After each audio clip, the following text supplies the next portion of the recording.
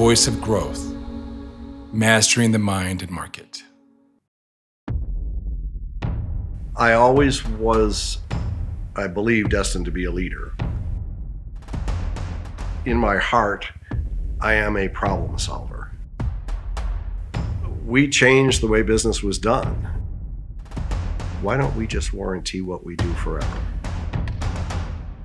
Why do we do any of what we do other than for family? If you can't do it, don't build it. You mean my biggest exit? Yes. Jeffrey Lang, you have a pretty amazing story. I've known you for a couple of years, and you've had CEO, COO, CFO, all the damn C's in your title. And give us a sense of, did you always want to be a CXO? Yes. I always was, I believe, destined to be a leader, which is essentially the C-level role in any company. And the genesis of all of that is, in my heart, I am a problem solver. And if I see a problem, my immediate take on that is to find the solution. And part of that means you better be prepared to present and lead to achieve that solution. Hence, you need to be C-level in the industrial and business environment that we've both matured in. Exactly. Now, in your path, in your journey, was there a moment where you, I don't know, if for yourself, for your family, for whatever reason, wanted to go in a completely different direction? Or did you always like the business domain? I've always liked the business domain in terms of being the creator and bringing to reality the solutions that were necessary for the problems encountered. But if there was a moment in time where I wanted to break free of what might have captured me, as it does the majority of people in business and in their professional lives, and that's to work for the big company. When I was graduating from Cornell, I actually held an auction between Boeing and Texas Instruments for my services. I graduated at the top of my class, and as a result, everybody was soliciting Jeff. Mm-hmm. Long story short, I had a girlfriend in New England. Texas Instruments was in New England. I still held the auction, and Texas Instruments ended up paying me about 30% more than the average rate for graduates at that point in time. And I got to stay close to the girlfriend. Didn't end up marrying her, but that was the motivation at the time. Interesting. And the change in direction was after working for Texas Instruments for 2.5 years, I was pitched an opportunity by my new girlfriend's father to take on a business that he had formed that was a manufacturing company, high-tech manufacturing company. He was the best salesman I ever knew. Very organized, very good at presenting facts, but he didn't know about manufacturing. I did. I was an industrial engineer. And I took over that business, and over the next 3 years, took it from $250,000 a year in turnover when I took it over to $4 million. And it was acquired by a public company, and I became an officer of that public company. Really? Okay. So was that the launch pad for your illustrious career, which we'll get to here in a bit? For being an independent businessman. Even though, even there, I was an officer of a public company, it still was within the confines of a very independent subsidiary or division of that company, and I had almost no oversight. It was, whatever you want to do, Jeff, just keep building the business. I built it to $20 million in the next 2 years. And at that point had the opportunity to step out and, with a partner, form an adjunct, a similar business to that, and then move forward from there. And from that point forward, I've never been anything but an entrepreneur. So what is it about problem solving that is so captivating for you? I know I'm able to do it. So if it's a problem and it's worthy of solving, will it be of benefit to many others if I solve this problem? If the answer to that is yes, then work on solving the problem. And if you don't have the knowledge and the independent wherewithal to do it on your own, find the people that can help you get there. And that seems like a pretty simple formula to me. It's not always easy to find those individuals, but the formula is not complicated.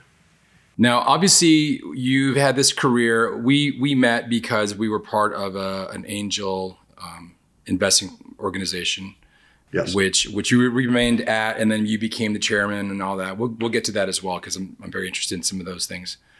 But what do you see? Lots of companies, you see entrepreneurs.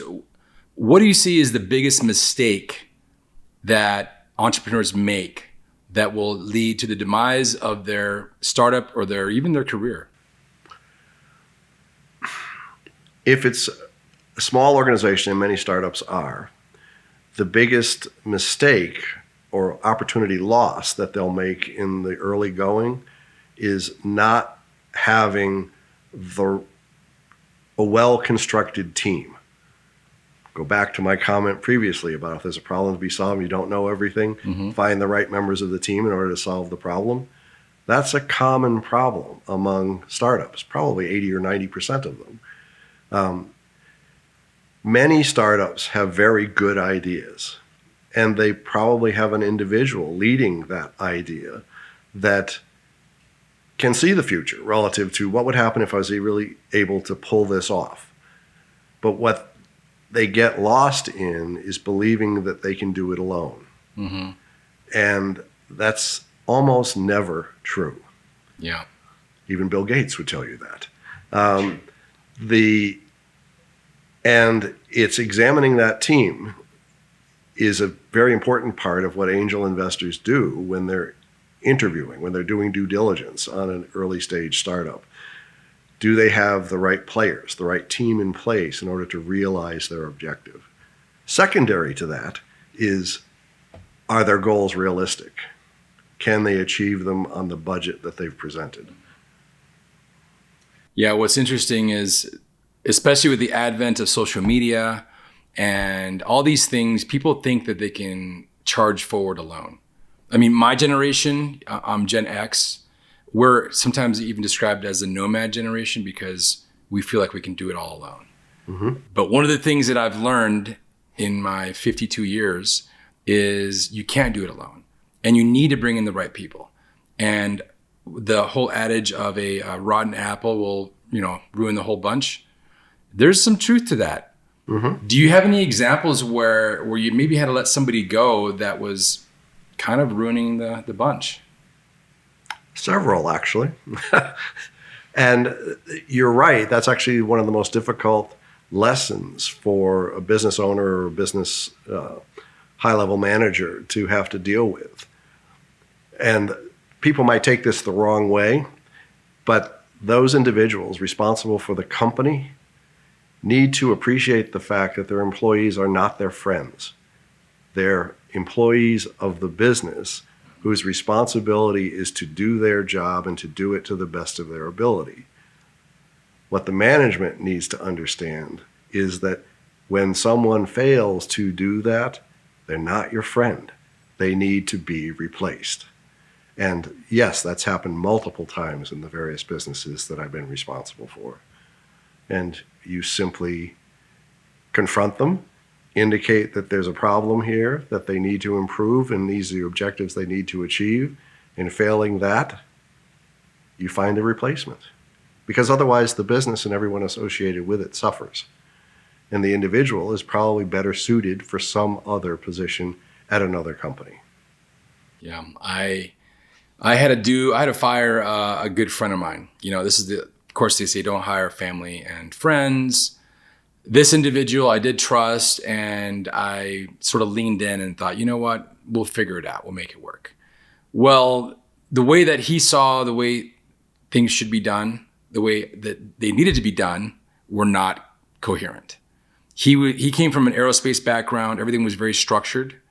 It requires every single I to be dotted, every single T to be crossed perfect, everything, but you've got the budgets to satisfy that. We were a scrappy engineering company, and we had to move quickly through, take corners on a dime. And so it didn't work out. And after 2 years, I had to let him go, and it was brutal. I mean, it was not easy to do. I was sweating bullets, and I sat him down and said, hey, it's not working out. And he just couldn't believe it, and he felt betrayed. Having said that, a year later, he found his dream job. He's still doing it now. Couldn't be happier. And that would not have been possible unless you had done the right thing. Yeah, exactly. Now, regarding your most recent, we'll say, company that you were at, you had a cable and wire business. Give us a genesis of that, how that kind of transpired from the onset, and then eventually you did exit, correct? You mean my biggest exit? Yes. That was actually came out of, step by step, the first independent job I had working for my then girlfriend's father, to run a business that had a lot to do with wire and cable assembly, but also was at the genesis of the networking business. So we got into actually designing local area networks and becoming masters of the equipment that made those networks run. And that precipitated the growth there. That was sold to the company whose equipment we were installing, Okay. because they were jealous of the fact that we were selling $10 million a year of accessories, essentially, to their equipment, and wanted to do it. And we ended up doing it on an international scale. Out of that, moved to the business that ultimately became the contract manufacturing firm of which you're speaking. That firm started in late 1979, October of 79, and it grew from its single location in Massachusetts to having facilities in Tucson, Arizona, Nogales, Sonora, Mexico, and Taiwan, and ultimately Guangzhou, China. Wow. And that business grew to 40 million plus in turnover a year, and was subsequently acquired by a company that was trying to do a roll-up, and actually successfully did the roll-up, which was built around the fact that we were no longer just making wire harnesses and cable assemblies. We were making everything that they plugged into. Okay. And had evolved to the point where we were 40% of what we did was healthcare equipment. The facility, every one of our facilities was certified to every quality standard in the world. Everyone had exactly the same equipment. Everyone, as a result, could build any of the products we built for our customers at any facility around the world. And that was a very attractive feature to the company that ultimately acquired us. Because we had 230 of the Fortune 500 companies were our customers. Wow. And they were our customers because we could build their product anywhere in the world with the same quality standards. Nice. And so is that what brought you to Tucson, or was it more other way around? We had the business in China, in Taiwan, and then China before we had the business that brought us to Tucson and Nogales, Sonora. And it was buying the business in Nogales, which was at that point in time was called nearshoring rather than offshoring. Yep. And we changed the way business was done in the maquiladoras. Yeah. Number one, we owned the maquiladora. It was not a contract facility, which meant that we could apply our methodology, our operational mantra, our quality standards and methodology for interacting with customers on a real-time basis. And that was very unusual in Mexico. At that time, facilities in Mexico suffered from, and they still do to a certain extent today, very rapid turnover. The average time on the job expectancy for an employee was about 9 months. Wow. By the time we were done stabilizing the employment, and I'll talk about the things we did to do that, ours had become 6 years. Wow. That's pretty significant. And when we sold the business, 60% of our employees had been our employees for 12 years. So I guess we created a better environment. Right. I mean, I'm sure they were paid well. The culture was solid. Yeah. Give us some ideas of what that was. It actually turned out to be pretty simple things. We interviewed our employees, asked them, why would you move to a different job? What makes this job special to you? And they were very simple things to do. When we built our second facility in Mexico, we intentionally built it with a kitchen, a cafeteria, medical facilities, and we had obviously a full-time kitchen staff. Our employees didn't pay for their food. They and their families could come and eat breakfast and the kids go off to school. The employees got fed at lunchtime. If there was leftovers at lunchtime, they got to take it home because we didn't want to store today's food for tomorrow. We made fresh the following day. And then the most distinctive thing I think that we did was that we had a full-time nurse and a full-time doctor in-house for the benefit of our employees. Because while social medicine to a large extent does work in Mexico, the ability to get it when you need it is not ever present. Mm-hmm. So we solved that problem. And not only could our employees use those medical facilities, their families could as well. Now, you might say that, well, isn't that expensive to do? Feeding our employees on average cost about $1.60 a day per person. Staffing the medical facility on an annualized basis was less than $40,000 a year. We had 500 employees. Wow. Tell me that that's money foolishly spent. No, that's really good. I mean, if you think about the cost of training a new employee, onboarding a new employee, I mean, you're saving money. Particularly when you're building products or assemblies or finished product where quality is an absolute requirement. If I'm building something that's going to go into a medical facility that may influence whether or not a patient survives or does well, it better work every time. We actually, applying those standards, we ultimately reached a point where my partner came to me and said, why don't we just warranty what we do forever? We did. Wow. Our return rate was less than 0.01%.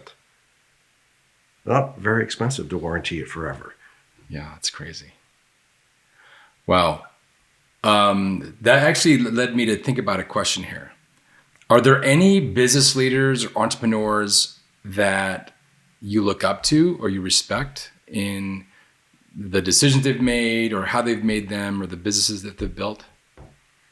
Well, the obvious one is I admire Bill Gates. I've actually had the opportunity to meet him several times. I think he historically made very solid decisions.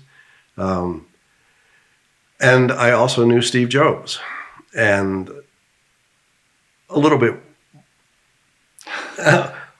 different from Bill, but his thought processes very much are in line with mine in relation to quality being everything.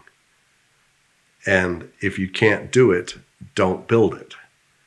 So yes, those are two examples of individuals I've looked up to. I have met others along the way, particularly in startup organizations that the Angel Group has funded, where one of the things that angel investors look for, and I talked about teams earlier, is are the members of the team for the company that you're about to invest in coachable? Mm-hmm.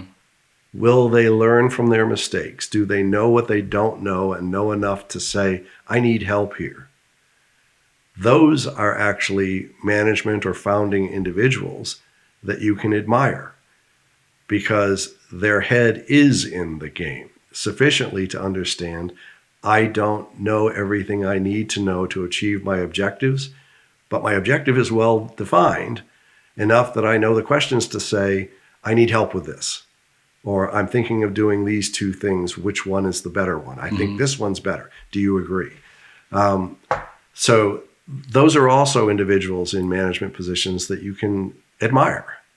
because they're achieving something because they've actually understood what it will take to be successful, without simply being blinded by the fact that this is the best idea anyone's ever had and it has to succeed just because of that. Yeah. It's actually a really good segue. My next question is, what lesson have you learned? Maybe it could be more than one in your career that was like game changing. Like for me, just give you an example. I ran a business and I was growing very quickly, and the market shifted, and I was sort of didn't know what to do. And my advisors told me to stick with what made me successful, and that eventually made me unsuccessful because by then the market had shifted. So then I realized that the lesson is that follow the market, follow trends, follow the customer. I didn't do that in time. So I learned that so well that everything I do now going forward needs to have that applied to it. So there's just something like that in your domain where you've actually had a big aha moment? A couple of things. One, the earliest one was a fiscal challenge, and it's also a business lesson. Don't let this happen. We had a customer, and this is very early on in owning the business that did the great growth, who, for whatever reason, had become 29% of our business. And with very little warning, they filed for bankruptcy. They were our largest receivable. We also happened to be their largest payable. So multiple lessons there. Don't allow any customer to ever become close to 30% of your business. That's just foolish, too big a risk. And the second one was, when you're put back in a position where you can take control of this, learn quickly and be ready to step up to force the issue in your favor, which is what we did. We actually took possession of their assets and became part of the bankruptcy committee. And as a result of that, the company survived because we were wise enough to lead them in the changing market conditions, which had forced their bankruptcy in the first place, to cause them to change which river they were going to row down. And at the same time, because of that, we ended up recovering every dollar of the receivable. But was it frightening? Yes, it was, because those receivables were our collateral against the banking relationship that we had. And in addition to that collateral, my partner and I's homes were also pledged. So I had to go home and tell my partner at that point in time that we may lose the house. And that's a very sobering moment. And all of a sudden you're reading all the business case studies, everything you can possibly learn about, here's the situation I'm in, what's the right way to work it to get out of it whole and have the greatest number of survivors, if you will. That was a challenging situation because it was physical, monetary in nature. The second one was recognizing two opportunities. One was, historically, we had built very simple to very complicated wire harnesses and cable assemblies. Wire harnesses that had thousands of attachment points to them that went into military equipment, which meant that we were DoD certified. We gained an appreciation for the fact that those things are pretty complicated. Why don't we offer to build the things they attach to? Because they require the same quality standards, they require the same manual or machine-oriented assembly capabilities that we already own. And that was a complete shift in business direction. It added another channel to our business. And ultimately, the things that attached became 65, 70% of the total revenue value that we generated. And as those devices became more complicated, this is evolutionary, that became more complicated, we got invited to build things that were going to show up in hospital rooms, and discovered that, hey, we're really good at that. And this is about the same time we came up with the idea that we'll warranty whatever we build forever. I built a clean room in Nogales to build ever more complicated and hygienic requirement devices, and became accepted by our customers. And the customers, medical business tends to be one where the players, the key individuals within companies, move from one company to the next by being a good producer and focusing on only delivering quality. Well, when those individuals went to their next company, they called us. Can you do this for us as well, the new company? Nice. So that's a very basic form of business networking with the purpose of growing revenue to the benefit of both us, the company, and the companies that we do work for. That's fascinating. What do you think about AI? AI has a place in the world. I don't think Arnold is going to be showing up anytime soon, but there are very definite risks associated with it. Taking the human hand completely off the wheel would be a complete mistake if it was done ad hoc and in general. There are places where it's perfectly acceptable. If there are well-defined rules and you can mechanically and otherwise ensure that they will be carried out exactly per those rules, then let the machine intelligence deal with it. If it's something that can be arbitrary in terms of its execution, or the results, the random results that can occur, and the need to deal with those randomized results, we're a long way yet from having AI having the ability to do that. One of the things that we have to be ever aware of when it comes to the use of AI today is that most of the AI that you read about are built against large language models. Well, those large language models are using yesterday's knowledge to make their decisions. We're now beginning to see, with some of the new thought engines or AI engines, the ability to first fish in the large language model historic pond, and then going the step further and say, okay, now I'm going to pause and I'm going to look at everything that's available right this instant and see if I can refine the answer. That's a very critical and important step relative to the use of AI, because we gain more information all the time. And it may alter the decisions that you make or change the weight of this choice versus that choice. Whereas making a decision based on information that may be 1 or 2 or more years old fails to consider that. That's a big risk that we don't need to take. I had a conversation with somebody yesterday regarding, right now AI is used on a very short jaunt, meaning that you type something into ChatGPT, it responds, and then you've got to take that, copy paste, maybe drop it into your email. And so the connective tissue isn't that strong just yet, but it will become stronger to the point where the AI, you're going to have an AI employee, these agents. You're going to be in a Zoom room. There'll be Jeff, there'll be Sam, there'll be others around, including Mike 2.0, which is going to be the agent. And you're going to ask Mike, hey, can you go get me the report that we did last week on this, and email it to Sam? And that agent's going to say, you can have an avatar, a person. I'd be happy to do that, Manny. And there it is. So think about your role at these high-level companies. How would you feel having an agentic AI employee? I'd probably like it. I'm technically oriented. I don't object to particularly that concept, but I can tell you where there are potential holes in what you just outlined.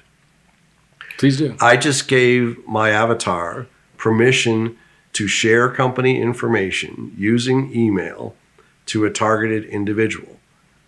There better be rules built into that avatar, that AI robot, if you will, that say, and unless I specifically give you permission to do something similar to this, you will never, ever do it. Because otherwise, it could, if it starts thinking for itself, which is going to happen, subject to some set of rules, which again can become self-fulfilling, self-defining, it could decide to, oh, well, this company over here is doing something very similar to this. Maybe we should share our latest research with them. And Jeff gave me permission to use email, so I'm just going to send it to them, and maybe we'll all benefit. Yeah. Scary. Very scary. Have you heard of the example of an AI Skynet kind of situation where AI is given the instruction to be the best and most prolific paperclip manufacturer? And period, that's it. No other rules. That's it. And so this Skynet goes out and eliminates the human race because they're in the way of making paperclips.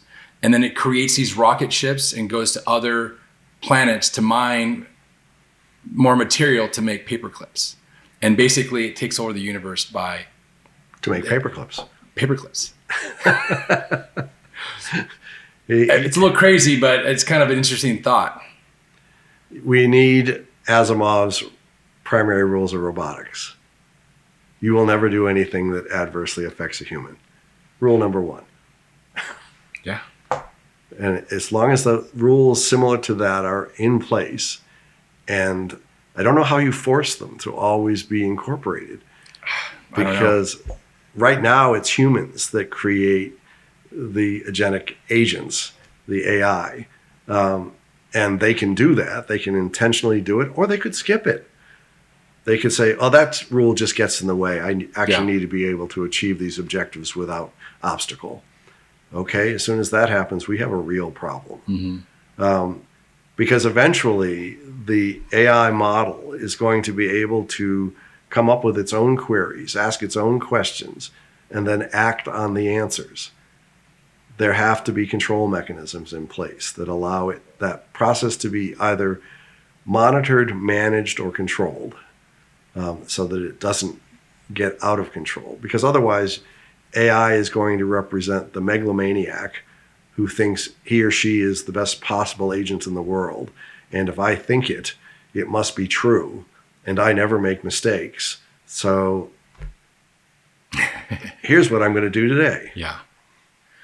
Here's a question I ask all of my guests. That is, if I had a magic telephone that I could hand to you, and you could reach across time and basically give your 18-year-old self a message or two, what would you tell Jeffrey back in when you were 18 years old?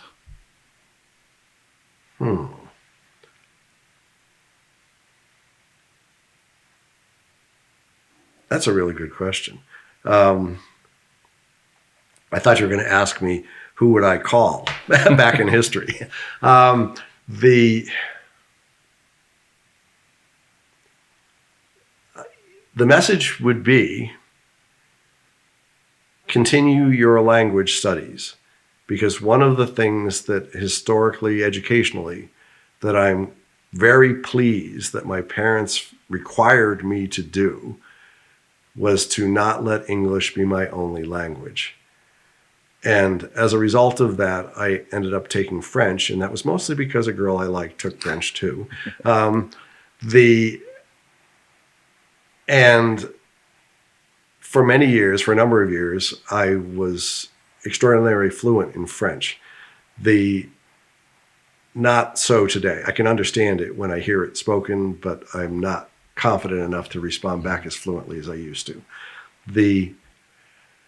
I would tell my 18-year-old self, learn at least 2 other languages in addition. And my advice looking backwards in time is I would tell them to learn Spanish, although I was able to learn Spanish because it's similar enough to French. But if I had done it much earlier in life, it would have made running the business in Mexico even easier. And I'd probably also advocate learning people are going to hate this answer, learning Russian or German, or maybe Mandarin, because then I would have been a citizen of the world. Mm-hmm. There'd be no place in the world where I could go that someone didn't speak the languages I had learned.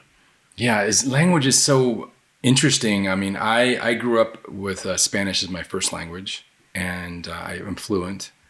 But I'm fluent at the grandmother level, like Nana level. Mm-hmm. And I understand all the high level stuff as well. But for me to command, I mean, I couldn't stand in front of the United Nations and give a speech in Spanish. I would struggle. And it would be a lot of words from English that I sort of bastardize. But even having that ability, it just exposes a cultural angle to food, to literature, to movies, to conversations, to my own family, being able to talk to my grandmother. And it's a very beautiful thing to have. And so I definitely respect that question. Well, all of that is absolutely true. And I agree with you. In my head, it makes you more of a citizen of the world. I am not simply an American. I'm an American who is a citizen of the world, if I can speak more than one language. All right. We're going to take that question. We're going to do part B of it. Okay. I have that same magic phone here, and you're able to call 95-year-old Jeff and basically ask Jeff a few questions. What would you ask yourself? How many grandchildren do you have? Because if I got the answer to that question, I now want to have something to truly look forward to. And at the end of the day, why do we do any of what we do other than for family? And be that our own, our relatives, or friends,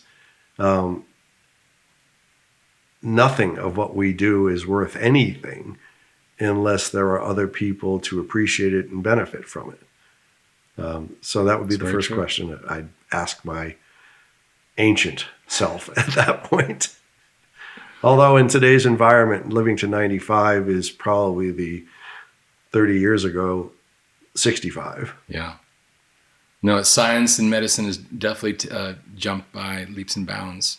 And so, any final thoughts you want to share with our audience regarding some of your wisdom, advice for people in the thick of things right now with running their own business, high-level managers that are dealing with stuff, and the world seems to be so precarious at times. The markets are precarious at times.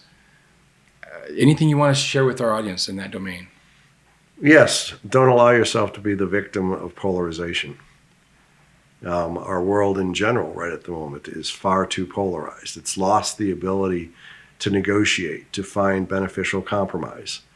So don't get lost in the ramblings of the far whatever side, because personally, those individuals are idiots because they've stopped being citizens of the world. Yeah. They are citizens of themselves in a very narrow point of view. Don't ever allow yourself to be trapped by a singular point of view. Always see the world as a whole. Because if you do that, then it will become much easier to properly, well define and find the most effective solutions to those problems. Which takes us back to your original thing about solving problems. That's what we do every day. Full circle. Thanks for your time, Jeff. Appreciate it. My great pleasure. It was really good.